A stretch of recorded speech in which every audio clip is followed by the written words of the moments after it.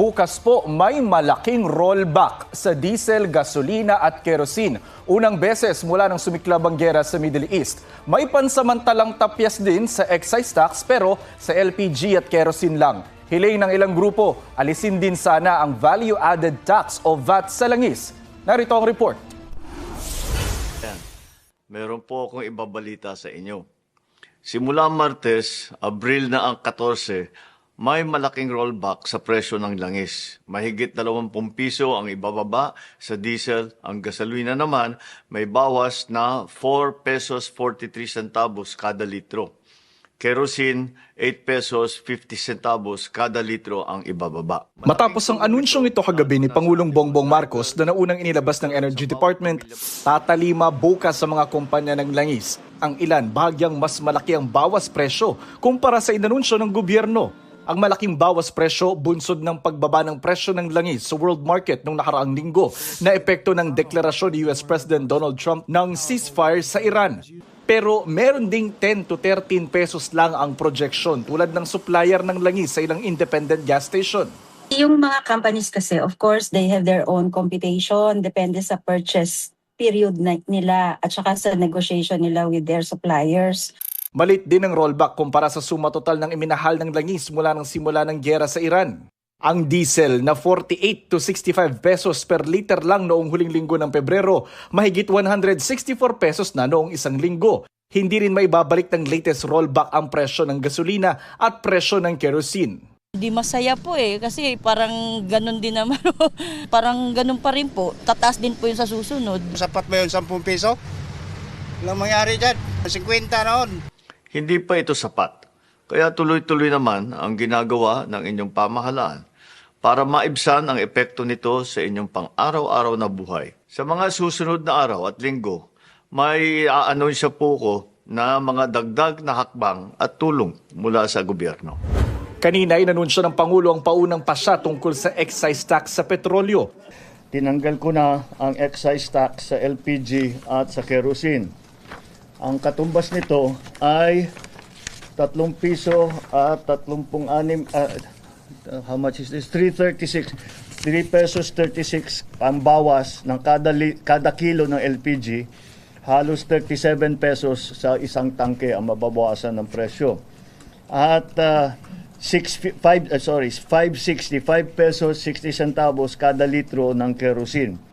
Wala pang anunsyo kung isusunod ang diesel at gas sa bawas o suspensyon ng excise tax. Tatalakayin daw muli ito bukas ng Unified Package for Livelihoods, Industry, Food and Transport o Uplift Committee. Marami raw kasing kailangang isaalang-alang kung gagalawin ang buwis sa petrolyo, gaya ng panawagang tanggalan muna ito ng 12% VAT o value-added tax. About on petroleum products, we are going to get a windfall profit from that because tumaas yung presyo ng crudo. And because of that, all the importations will have at the present VAT rate, we will get funds from extra funds from that. If we take away the VAT on petroleum products, it will only help the petroleum market. What we need is funding to help the entire society. Hindi pwedeng yun lang, titignan lang natin is the petroleum. Kasi sinasabi ng mga tao, bakit puro transport workers lang ang tinutulungan nyo? Paano kami? Bakit the other? We also have to take care of the other sectors. So with the additional funding that we will get from the VAT collections, yun ang gagamitin ngayon natin to provide. That fund will not exist if we remove the VAT on petroleum products alone. Sa pagdinig ng Joint Committee ng Kamara na Legislative Energy Action and Development o LEAD, pinabulaanan ni House Ways and Means Committee Chair at Marikina Representative Miro Kimbo ang sinabi niya kay Batangas si Representative Leandro Leviste na hinaharang umano ni Executive Secretary Ralph Recto ang pag-alis sa value-added tax o VAT sa mga produktong petrolyo. Sabi ni Kimbo, marami raw sa cabinet members, hindi lang si Recto, ang tutol sa pagbaba ng VAT. Kaya nanawagan si Leviste na pagbotohan ng pagpapababa nito. Pagpapababa rin sa VAT bukod sa excise tax ang hiling ng transport sector. Sinertify nyo as urgent ang pag-suspend sa excise tax na dapat kasama ang value-added tax. Pero tayo pinabayaan natin hanggang sa ngayon. Binigyan ka na ng kapangyarihan pero ayaw mo pang gamitin. Bakit po? Paglilinaw naman ng Malacanang, Wala pong kapangyarihan ng Pangulo na mag-suspend ng VAT dahil wala pong batas sa ngayon na siya binibigyan ng kapangyarihan.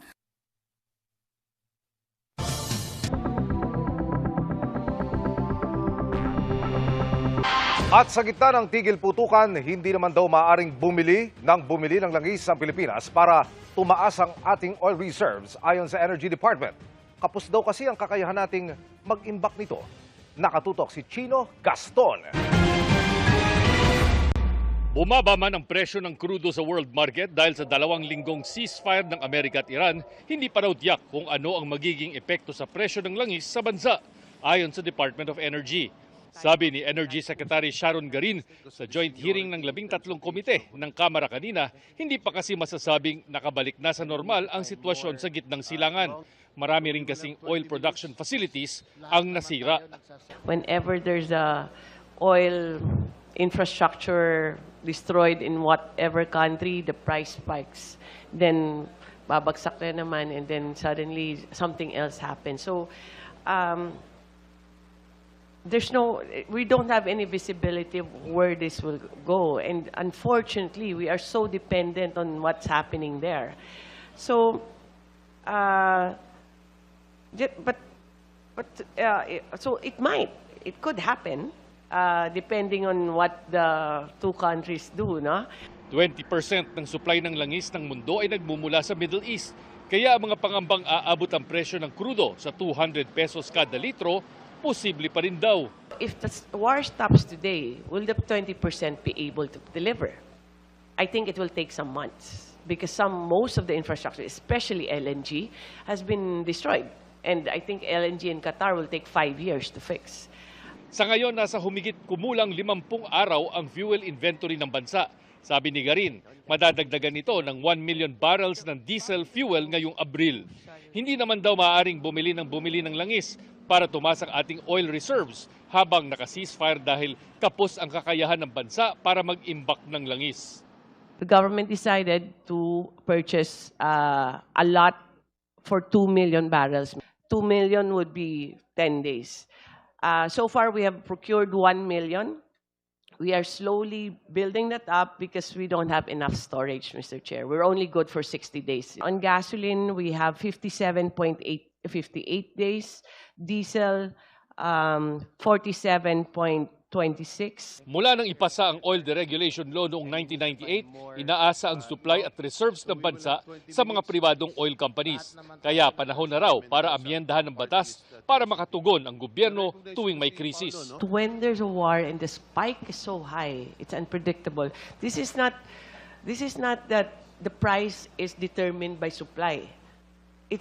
There's the natural and artificial causes here na tumataas lang talaga siya. And when this happens, as pointed out by Congressman Tino, we're so vulnerable because it gets reflected right away. And then, on the other hand, DOE cannot stop this.